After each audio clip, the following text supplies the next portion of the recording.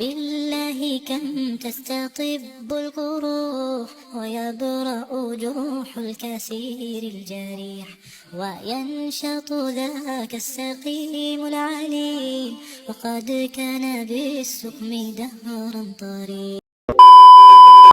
السلام علیکم ورحمۃ اللہ وبرکاتہ. صبح بخیر.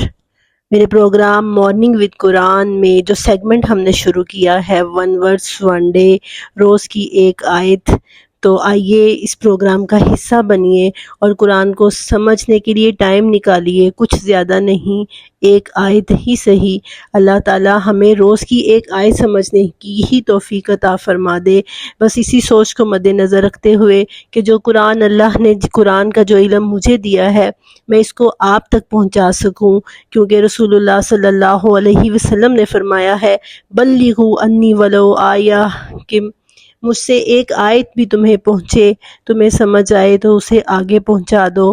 تو قرآن کی دعوت ہم سب پر فرض ہے. اللہ تعالیٰ ہمیں قرآن سمجھنے کی توفیق عطا فرمائے. سورۃ البقرہ آیت نمبر 99. کچھ بات ترجمہ اور تفسیر کے حوالے سے کچھ بات ہم نے کل کی تھی. ہم اس ہر آیت کو ہم نے کچھ سٹیپس میں سمجھنا ہے. اس کے نمبر 1 پہ ترجمہ ہے، نمبر 2 پہ تفسیر، نمبر 3 پہ عربی گرامر اور اس میں استعمال ہونے والے الفاظ، اور نمبر 4 پر ہم دیکھیں گے کہ آج کی ہماری مسائل، مشکلات اور پریشانیوں سے بھری ہوئی لائف میں قرآن ہماری کس طرح رہنمائی کرتا ہے. پریکٹیکل امپلیمنٹیشن ہم کیسے کریں گے قرآن کی. یہ 3-4 سٹیپس ہیں، اس میں ہم قرآن کی آیت کو سمجھیں گے اور انشاءاللہ مجھے امید ہے کہ بڑی اچھی سی سمجھ آ جائے گی. اللہ ہماری رہنمائی فرمائے. آیت نمبر 99 بات ہو رہی تھی، پچھلے لیکچر میں بھی یہی بات کی کہ بات ہو رہی تھی علماء یہود کی، جب انہوں نے انکار کیا تھا نبی پاک صلی اللہ علیہ وسلم کی تعلیمات کا اور بہانہ بنایا تھا کہ ہم چونکہ آپ پر جو پیغام، جو دعوت، جو کتاب آپ پر نازل ہوئی ہے اس کو لے کر آنے والے جبرائیل ہیں، اسی لیے ہم اس کا انکار کرتے ہیں. تو اگلی آیت میں اللہ تعالیٰ نے اپنے نبی صلی اللہ علیہ وسلم کو تسلی دیتے ہوئے یہ فرمایا کہ اے نبی صلی اللہ علیہ وسلم، ان کی باتوں سے آپ نے گھبرانا نہیں ہے. وَلَقَدْ أَنزَلْنَا إِلَيْكَ آيَاتٍ بَيِّنَاتٍ، ہم نے تو آپ کی طرف آیات بینات نازل کر دی ہیں. پہلا حصہ آیت کا، اس پر کل سے ہم بات شروع کر چکے ہیں. کچھ باتیں میں اور عرض کروں گی، پھر ہم آیت کے دوسرے حصے کی طرف جائیں گے.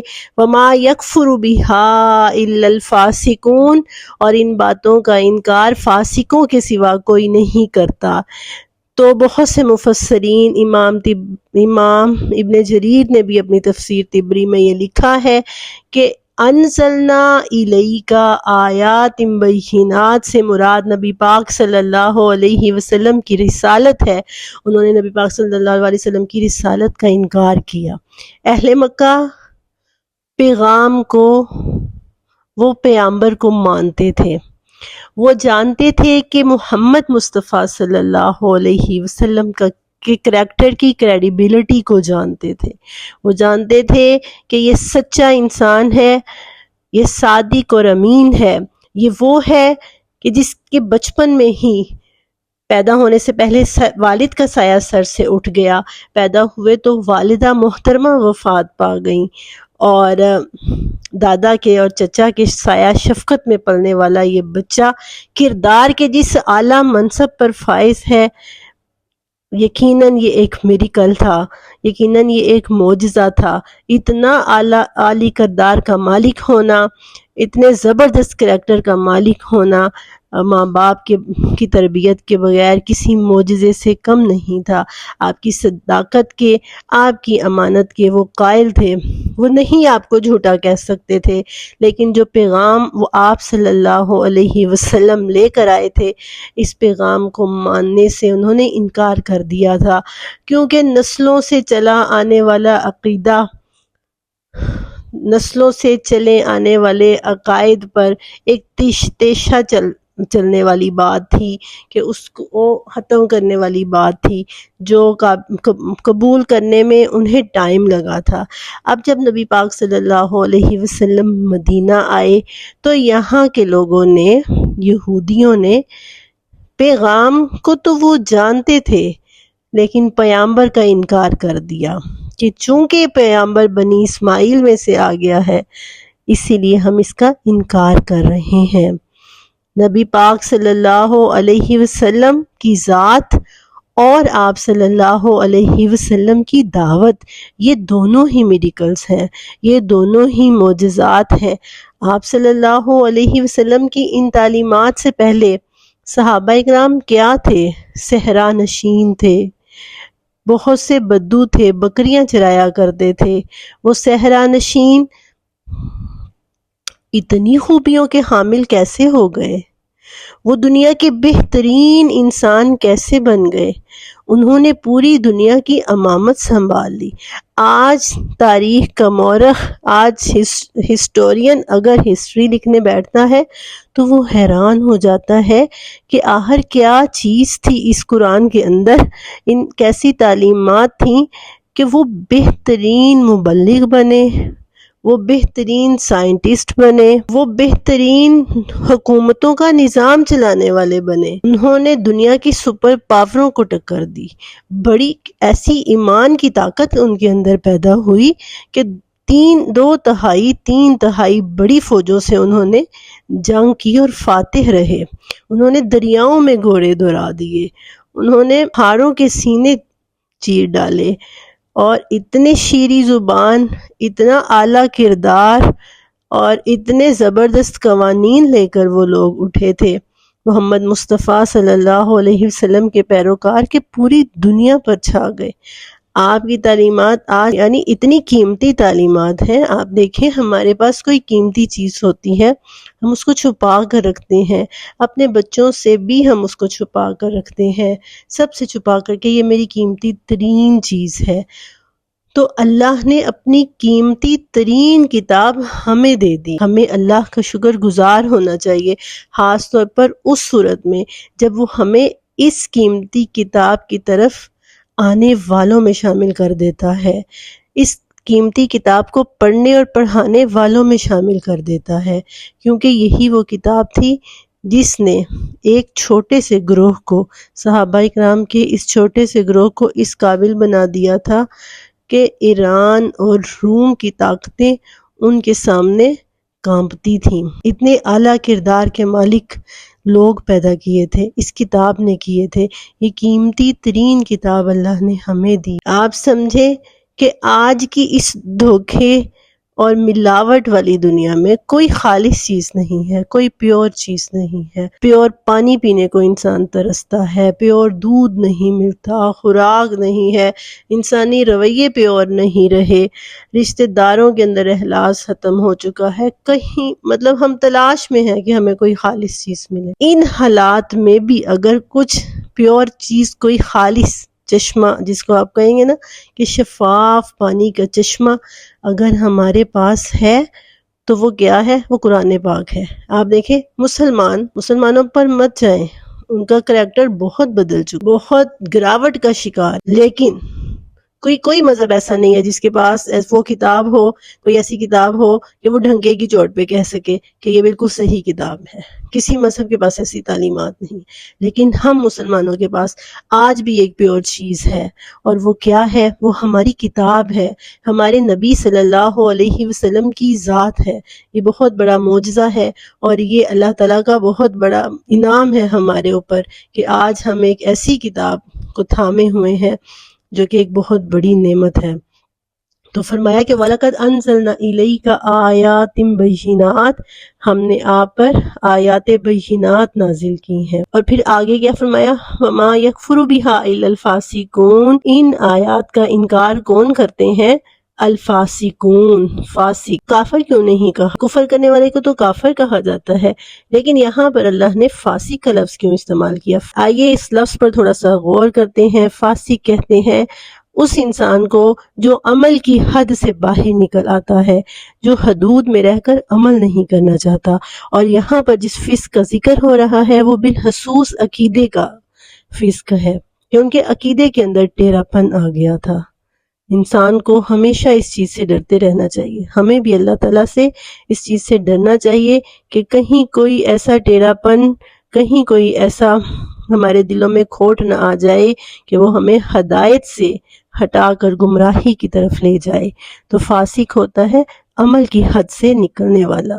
جب کسی قوم نے زوال کا شکار ہونا ہوتا ہے تو سب سے پہلے ان کے اندر کس چیز کا فسق آتا ہے؟ ان کے اندر کیا چیز آتی ہے کہ وہ عمل کی حد سے باہر نکل آتے ہیں، وہ عمل نہیں کرنا چاہتے. یہی تو ہوا تھا، علماء یہود عمل نہیں کرنا چاہتے تھے، اس کتاب پر، اس قرآن پر وہ عمل پیرا نہیں ہونا چاہتے تھے. اسی لیے تو انہوں نے آ کر حضرت محمد صلی اللہ علیہ وسلم سے یہ بہانہ بنا دیا نا کہ ہم اس وجہ سے ایمان نہیں لائیں گے. اور اپنی کتابوں کے ساتھ بھی ان کا یہی رویہ تھا. اور آج ہم مسلمان، ہمارا بھی یہی رویہ ہے. ہم نے بھی قرآن کو سمجھنا، اس پر عمل کرنا چھوڑ دیا ہے. ہم نے اس قرآن کو وظیفوں کی کتاب بنا لیا ہے. اتنی دفعہ پڑھیں گے آپ کے مسئلے حل ہو جائیں گے، جبکہ مسئلے تو ہمارے حل ہونے تھے قرآن پر عمل کرنے سے.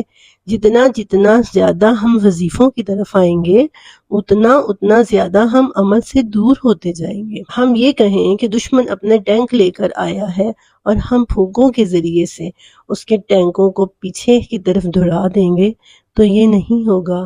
مقابلہ کرنا پڑتا ہے، ہر محاذ پر مقابلہ کرنا پڑتا ہے. شیطان کا مقابلہ کرنے کے لیے بھی ہمیں اس محاذ پر سرگرم رہنا ہوتا ہے. جب تک ہم مطلب یہ ایک قوموں کا زوال شروع ہو جاتا ہے جب اپنی الہامی کتاب کو یہ اہمیت دینا شروع کر دیتے ہیں کہ صرف اصال ثواب کی کتاب، صرف وظیفوں کی کتاب بنا دیتے ہیں، تو پھر دل سخت ہونے شروع ہو جاتے ہیں. پھر ان کا شمار علماء سوء میں ہونا شروع ہو جاتا ہے، فاسقین میں ہونا شروع ہو جاتا ہے. تو اللہ تعالیٰ سے دعا ہے کہ اللہ تعالیٰ ہمیں اس چیز سے بچائے. یہ ہے آیت کا دوسرا حصہ کہ اس کا انکار صرف فاسق لوگ کرتے ہیں. یہ تو تھی آیات کی تفسیر. ہر لفظ، ہر آیت اتنی گہرائی لیے ہوئے ہے کہ جتنا بھی اس کو سمجھو اور جتنا بھی اس سے متعلق پڑھا جائے وہ تھوڑا ہی لگتا ہے. جب میں نے یہ سلسلہ شروع کرنے کا سوچا، ایک آیت، روز کی ایک آیت، تو میرے ذہن میں یہ بات آ رہی تھی کہ کچھ آیات تو بہت چھوٹی بھی ہیں اور یہ بہت ایک طویل سلسلہ ہو جائے گا. لیکن اب مجھے یہ بات سمجھ آ رہی ہے کہ آپ تو اس قرآن کا اعجاز ہی سمجھ لیں کہ ایک ایک لفظ پہ آپ گھنٹوں بول سکتے ہیں. بس اللہ تعالیٰ ہمیں صرف بولنے والوں میں سے نہ بنائے، ہمیں اللہ تعالیٰ عمل کرنے والوں میں سے بھی بنائے اور ان میں بھی ہمیں شامل کرے. پہلے جب میں نے یہ سلسلہ شروع کیا تھا مارننگ وتھ قرآن، تو میں نے یہ سوچا کہ فجر کی نماز کے فوراً بعد جو ہے وہ یہ لیکچر اپلوڈ ہو جانا چاہیے، ویڈیو آ جانی چاہیے، کیونکہ تاکہ فجر کی نماز کے بعد جو ہم نے قرآن پڑھنا ہوتا ہے تو ہم اس کو ایسے سمجھ کے پڑھیں. اس کے بعد پھر میں نے یہ سوچا کہ بہت سے لوگ فجر کی نماز پڑھ کے سو جاتے ہیں اور پھر سردیوں میں فجر کی نماز کا ٹائم اور ہوتا ہے، گرمیوں میں اور ہوتا ہے، اس طرح ٹائم چینج ہوتا رہے گا. تو اس سے بہتر یہ ہے کہ ہم صبح 7 بجے کا ٹائم رکھ لیں. اب ہر انسان کی روٹین مختلف ہوتی ہے. بہت سے ہمارے مسلمانوں کے اندر اب یہ چیز آنی شروع ہو گئی ہے کہ ہم نماز پڑھ کے سو جاتے ہیں، آدھا دن سوئے رہتے ہیں، اور شاید یہی چیز ہمارے زوال کا باعث بھی بن رہی ہے. تو بہرحال یہ ایک کوشش ہے کہ ہم اپنی صبح کا آغاز قرآن سے کریں، اور زیادہ نہیں تو ایک آیت کو ہی سمجھنے سے کریں. تو اللہ تعالیٰ ہماری اس کوشش میں برکت ڈالے اور ہمیں عمل کرنے کی توفیق عطا فرمائے. ہم نے جو سلسلہ شروع کیا ہوا ہے گرامر کا، تو 2-3 چیزیں ہم نے سمجھی تھیں. آج پریکٹیکلی ہم ان کو دیکھتے ہیں. پچھلی تینوں آیات جو ابھی تک ہم نے پڑھی ہیں 97, 98 اور 99 میں، آج ہم اسم کو ڈھونڈیں گے، اسم کو دیکھیں گے.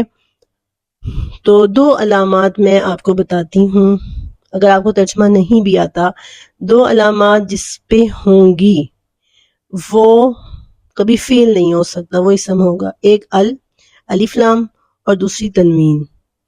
تنوین آپ کو پتہ ہے 2 زیر 2 زبر 2 پیش. تو آج ان تینوں آیات میں ہم اسم ڈھونڈیں گے.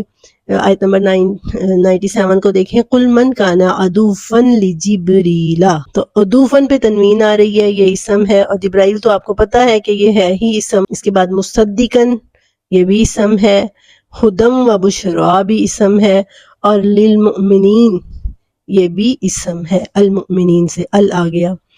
اس کے بعد آیت نمبر 98، قلب کا جو لفظ ہے نا، قلب، یہ بھی اسم ہے، لیکن یہ آگے کسی لفظ کے ساتھ جڑ رہا ہے، قلبی کا، اسی لیے اس پہ وہ دونوں علامتوں میں سے ال اور تنوین دونوں علامتوں میں سے کوئی ایک علامت نہیں ہے.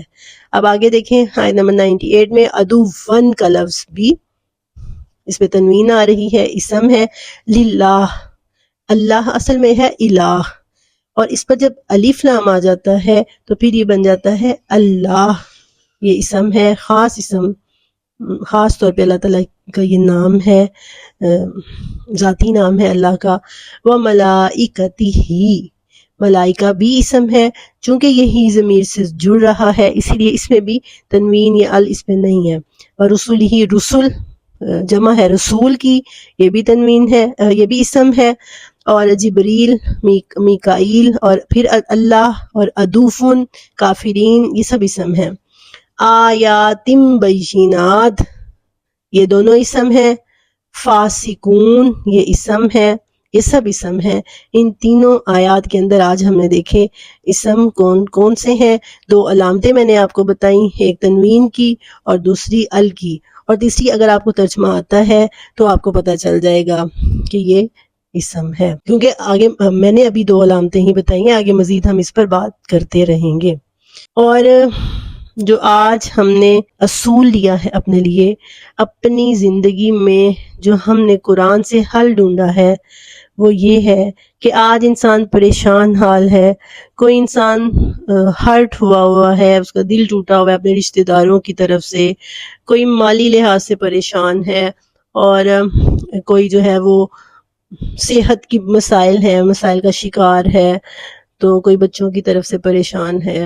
اور پریشان حال انسانیت کے لیے آج بھی اللہ تعالیٰ کا ایک خالص چشمہ، ایک صاف اور شفاف چشمہ ہمارے پاس موجود ہے، جس کے اندر شفا بھی ہے، جس کے اندر مسائل کا حل بھی ہے، جو ہمارے دلوں کی، آپ سمجھے دلوں کا، جس کے اندر اطمینان ہے. الا بذکر اللہ تطمئن القلوب، وہ کیا ہے؟ آیات بینات ہیں، واضح روشن نشانیاں ہیں ہمارے پاس موجود ہیں.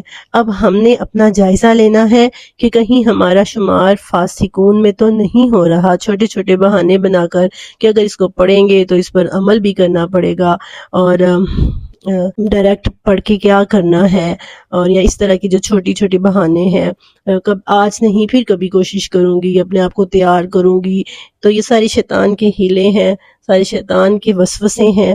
کہیں ہم شیطان کے وسوسوں میں آ کر قرآن سے دور تو نہیں ہوتے جا رہے. اپنی زندگی میں قرآن کو شامل کرنا ہے، یہ ہے آج کا اصول. اس دعا کے ساتھ پروگرام کا اختتام کرتے ہیں کہ اللہ تعالیٰ قرآن کو ہماری روزمرہ زندگی میں ہدایت کا باعث بنائے. آمین. وآخر دعوانا ان الحمد للہ رب العالمین وما علینا الا البلاغ المبین.